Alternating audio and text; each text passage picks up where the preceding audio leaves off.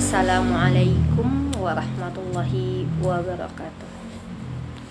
Pada kesempatan kali ini kita akan membahas tentang Asmaul Husna yang ke-81, yaitu At-Tawwab, Allah yang Maha Penerima Taubat. Rujukannya yaitu buku Asmaul Husna karangan dari A.A. Gym. Allah yang Maha Penerima Taubat. Sedikit untuk awalan. Jadi Asmaul Husna itu salah satu hal yang baik untuk kita ucapkan sebelum kita berdoa, karena menjadi salah satu cara cepat untuk pengabulan doa, yaitu dengan membaca asma Allah sesuai dengan kebutuhan kita gitu. Jadi ketika kita mau bertaubat gitu misalnya, ya bacalah asma-asma Allah yang berkaitan dengan itu. Nah, di awalan pembuka ini di sini dijelaskan gitu. Wahai Daud, berikanlah kabar gembira kepada para pendosa dan sampaikanlah peringatan kepada kaum sidqin. Nabi Daud alaihissalam heran, lalu dia bertanya, "Ya Rob, bagaimana aku akan memberikan kabar gembira kepada para pendosa dan peringatan kepada kaum sidqin?"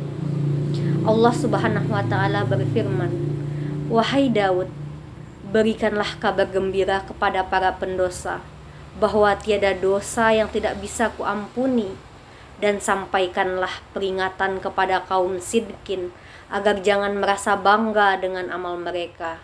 Andaikan aku menghukum seseorang, dia pasti binasa." Hadis riwayat Abu Naim dalam Hilyatul Aulia. Nah, di sini dijelaskan ada sebuah kisah. Suatu hari, seseorang melewati gurun. Dia menaiki seekor unta yang membawa bekal makanan dan minumannya. Setelah merasa cukup jauh, dia pun mencari pohon, kemudian beristirahat di bawahnya. Tidak terasa, dia pun tertidur. Ketika bangun, untanya tidak ada. Dengan was-was, dia mencari kendaraannya itu. Tetapi setelah sekian lama mencari, untanya tak kunjung ditemukan. Lelaki itu putus asa. Dia pun berkata, "Aku akan kembali ke tempat tadi dan menunggu sampai mati." Tidak berapa lama, sampailah dia ke tempat istirahat yang tadi. Sesampainya di sana, dia tertidur lagi. Saat bangun kembali, ternyata sang unta telah berada di hadapannya. "Menurut kalian, apa yang dirasakan oleh orang itu?" tanya Rasulullah. "Sangat gembira, wahai Rasulullah," jawab para sahabat. "Ya, kalian benar." Saking bahagianya dia berkata, "Engkau hambaku dan akulah Tuhanmu." Tahukah kalian bahwa Allah sangat gembira ketika seseorang bertobat kepadanya, melebihi kegembiraan orang itu? Kisah yang termuat dalam Sahih Al-Bukhari Muslim ini menggambarkan betapa senangnya Allah Azza wa Jalla menerima tobat seorang hamba. Dia bentangkan tangannya pada siang hari untuk menerima tobatnya orang yang berbuat dosa pada malam hari. Dia pun bentangkan tangannya pada malam hari untuk menerima tobatnya orang yang berbuat dosa pada siang hari. Dialah Allah At-Tawwab, Zat yang Maha Penerima Taubat. Lalu di sini dijelaskan bagaimana sih memaknai asma At-Tawwab. At-Tawwab berasal dari kata toba yang bermakna kembali. Adapun At-Tawwab adalah yang menerima tobat hamba-hambanya. Nama Allah ini memakai pola fal yang berarti sering atau banyak. Oleh karena itu, At-Tawwab dapat dimaknai dengan seringnya Allah menerima pengaduan tobat dari hamba-hambanya. Banyak orang yang mengajukan tobat dan banyaknya Allah menerima tobat dari orang yang dikehendakinya. Dia tidak pernah jemu menerima tobat hambanya, walaupun hambanya mengadu setiap waktu. Akan tetapi, dia tidak pernah bosan mendengarkan pengaduan itu. Dia senantiasa membentangkan tangannya untuk menerima kembali hamba-hambanya yang ingin kembali kepadanya. Tidakkah mereka mengetahui bahwa Allah menerima tobat dari hamba-hambanya dan menerima zakat, dan bahwa Allah Maha Penerima tobat lagi Maha Penyayang? Surah At-Taubah ayat 104. Kemudian di dalam sebuah hadis qudsi terungkap pula bagaimana Allah Azza wa Jalla begitu sabar menunggu para pendosa yang ingin kembali kepadanya.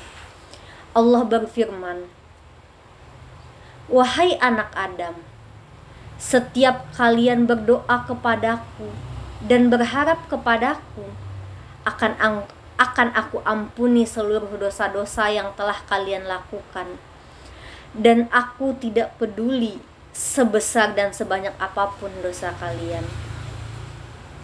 Wahai anak Adam, jikalau dosa kalian sampai setinggi awan di langit, kemudian kalian istighfar meminta ampun kepadaku, niscaya aku akan mengampuni.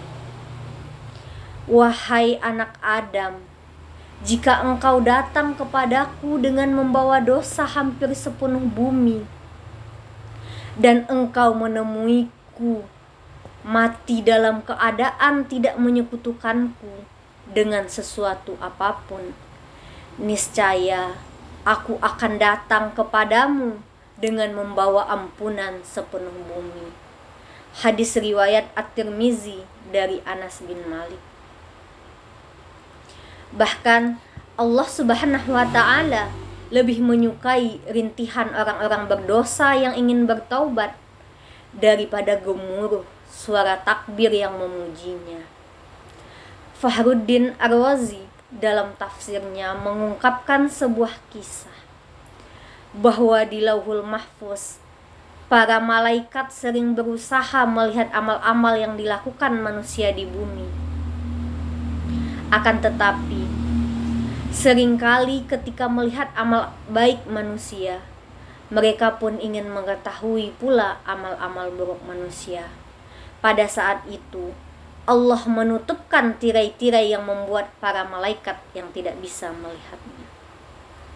Para malaikat pun berkata, "Maha suci Allah yang menampakkan yang indah-indah dan menutup yang jelek-jelek." Mereka pun ingin sekali turun ke bumi untuk melihat kenyataan sebenarnya. Apakah bumi itu seindah yang dibayangkannya? Setelah turun ke bumi, mereka menemukan dua amalan yang dilakukan oleh penduduk bumi, tetapi tidak dilakukan oleh penduduk langit. Kalau penduduk bumi melakukan tawaf, penduduk langit pun melakukannya. Kalau penduduk bumi bertasbih, penduduk langit pun bertasbih. Akan tetapi, ketika orang-orang mampu dari penduduk bumi membantu orang-orang miskin dan seorang pendosa yang menangisi dosa-dosanya, penduduk langit tidak ada yang bisa melakukannya. Dalam sebuah hadis qudsi, Allah Subhanahu wa ta'ala berfirman, "Tangisan seorang pendosa lebih aku cintai daripada gemuruhnya suara orang yang bertasbih." Adapun spirit dari asma Allah At-Tawwab, yaitu menjadi ahli taubat. Allah At-Tawwab sangat mencintai orang-orang yang bertaubat. Di setiap waktu Dia membuka tangannya lebar-lebar untuk menerima taubatnya seorang pendosa. Mengapa demikian? Sesungguhnya Allah Maha tahu bahwa hambanya tidak luput dari kekurangan. Mereka diciptakan dengan memiliki banyak kekurangan. Karena memiliki banyak kekurangan itulah Allah dan Rasul-Nya menyeru manusia untuk tidak ragu bertaubat.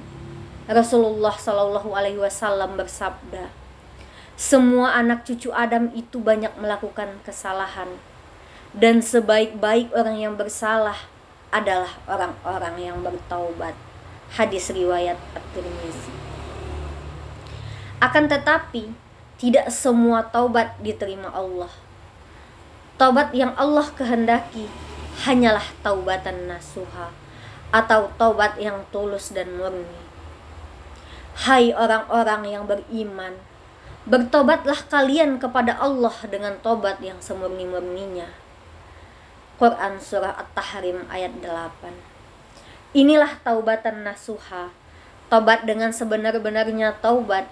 Namun, tidaklah seseorang dianggap melakukan taubatan nasuha kecuali terpenuhi 4 syarat.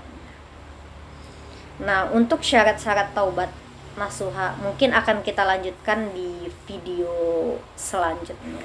Sekian dulu pembahasan kita kali ini untuk untuk asma Allah At-Tawwab, Allah yang Maha Penerima Taubat.